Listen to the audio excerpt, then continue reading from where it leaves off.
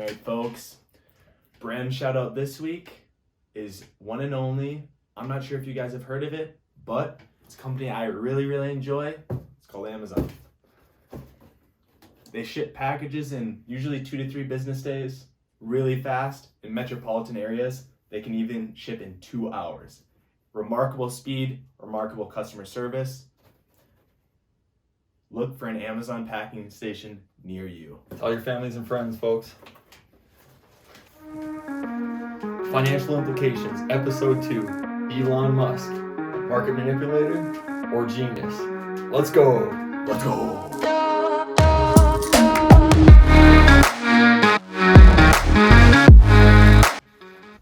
Carter, you know who I've not stopped hearing about on Twitter and in the news? Elon Musk.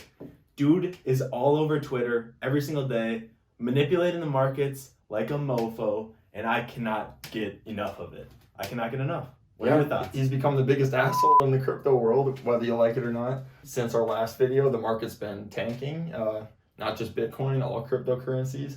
And people are asking, like, why does this guy have so much power? It seems like Elon Musk is controlling it.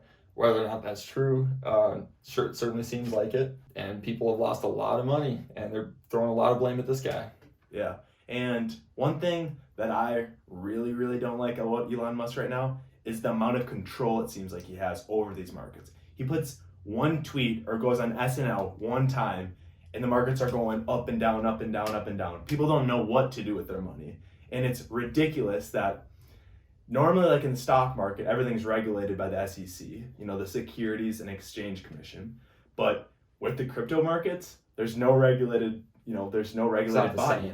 But it's not the first time he's thrown some pretty crazy statements out there. In 2019, 2018, he tweeted taking Tesla private at $420, funding secured or something like that. Yeah. And immediately the SEC comes after him and starts an investigation like, hey, you can't do this. You're the markets. Yeah. And even last year, almost a year from now, he tweeted Tesla stock is too high, in my opinion. Yeah. And then just massive drops immediately after, and people are like, what the hell, man? Like, yeah. People are losing like actual money, and this guy thinks it's an absolute joke, And it is. Dogecoin, total joke. True. But I mean, it's the joke that just keeps getting funnier and funnier, and now it's like pretty legit. Like the market cap's huge on it. Yeah.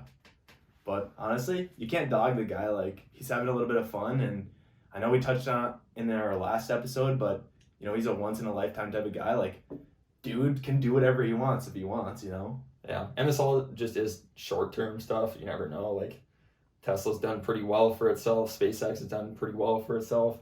We're going to start to see how well, like, the Boring Company and some of his other smaller companies, Neuralink, how they start doing. Obviously, this guy knows some stuff, and his boyish mannerisms aren't everything, Yeah. But it is pretty funny. Yeah, he does. I do find him pretty funny. He'll... one of his tweets, what was it? Was it the one that you were just referenced? Was like, it said like 420 or something like that. Was that one again? Yeah, taking Tesla private at $420, funding secured. Like the dude means it as a joke, and then everyone's like, the SEC's like, all right, like you can't do that. You know what I mean? I think they find Tesla 20 million and Elon 20 million separately. Just because, like, you can't put out those tweets when you're a publicly traded company. Yeah, he's the CEO. He's the face of Tesla. And now he's like the freaking face of the market. Yeah. But one of his most recent tweets that was, about a month ago was when he talked about Bitcoin and how Bitcoin mining companies are using fossil fuels to essentially run these supercomputers. And he said that Tesla was no longer going to be taking Bitcoin as payment. Yeah. And, some of the YouTubers I watch buy Teslas because they can buy it in Bitcoin because it goes up and down so much, and they'll just, buy it when it's at its, peak. And I'm a little bit mad about this tweet just because Elon has many companies, and one of them being SpaceX. And you know what? When SpaceX sends spaceships into space, what are they using?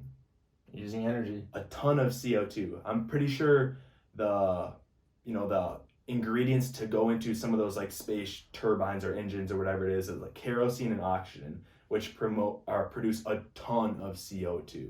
So he almost seems like he's a little bit like contradictory when he's saying, hey, these mining companies can't do this, but realistically he's doing them. Because that was the purpose that he cited for not wanting to accept Bitcoin, because it consumes too much energy. But, you know, it's factual that like mining Bitcoin consumes a lot of energy, but do the positives outweigh the negatives? Is Bitcoin pushing the financial sector and pushing computing technology more beneficial to the environment in the long term than not? I don't know exactly. It's the questions we're asking, but it's interesting. Yeah. I think for sure, yes.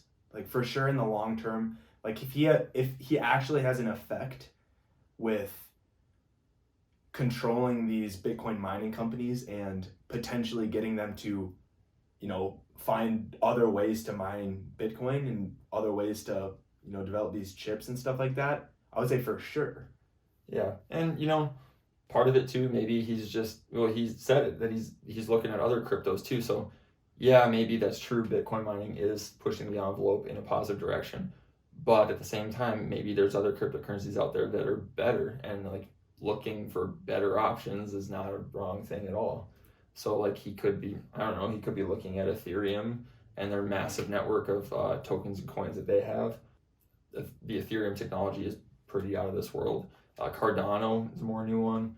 Who knows? Maybe he's looking into putting Dogecoin on the balance sheet. I don't know. I doubt it, because I think deep down he knows it's just a joke and that's it. But I don't know. We'll see. Yeah, it's crazy what he can do. And like in this episode, we really want to talk about Elon and just how much he controls everything. Just with a simple tweet, markets are just skyrocketing or, you know, plummeting depending on what he does.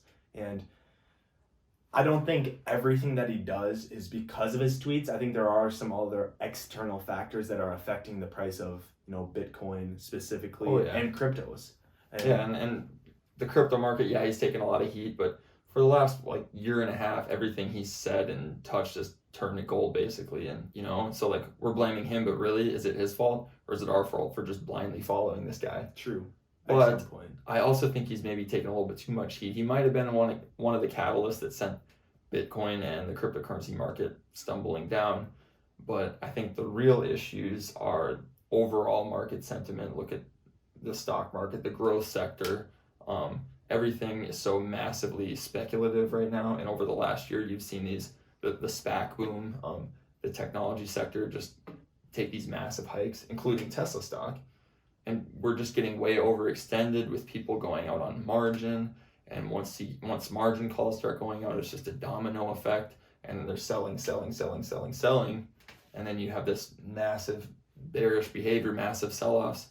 And really, I don't know, it's tough to say, like with these massive drops in a short period of time, are we in a bear market, or are we just in like a correction or a sell-off because of like high extension in the margin? I don't know.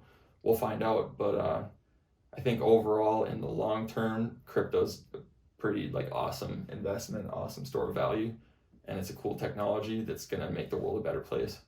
But in the short term, it's kind of tough to tell, and it's really easy to throw blame over at Mr. Elon. So yeah. And one thing that I've really enjoyed over the last year is all the popular news stations are getting a hold of cryptos and, you know, Elon's tweets, because they're creating such, you know, basically a tidal wave of just action. People get real riled up over it. So I saw like Fox News, you know, putting on information and talking about Elon and stuff like that, and how one simple tweet, like, you know, affects the markets, because it's getting to be that big of a thing that he can just control everything. Mm-hmm. And you touched on a little bit earlier that Elon's kind of boyish in his ways. In one particular tweet, he said he was just going to sell everything, like all his like tangible things. Did he actually? He actually did that? Yeah. And then when GameStop, everyone knows about the GameStop like frenzy. Can you explain the GameStop frenzy? I mean, I can go into it a little bit, but basically GameStop is this company. I mean, most of you watching probably know GameStop is this company it just has a business model that's just garbage. Everything's going online, and they're known for their brick and mortar game stores. They're very far behind the times, but basically it was just a heavily short sold stock, and retail investors on Reddit caught wind of this, like, all right, we're going to screw over the big guys, the institutional funds that are short selling the stock.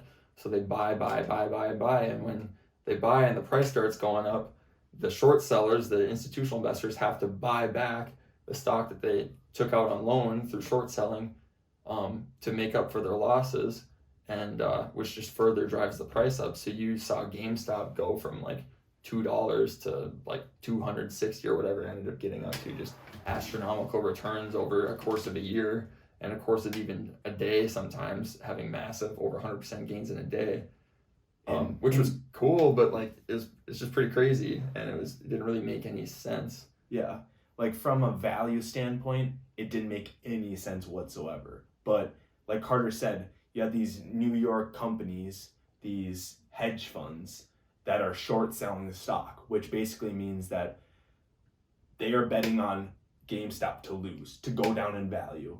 And when this Reddit page, this massive Reddit page with millions and millions of users, followers, Wall Street Bets, figured this out. Basically, I'm sure it started with a couple people. They're like, all right, we're going to buy GameStop.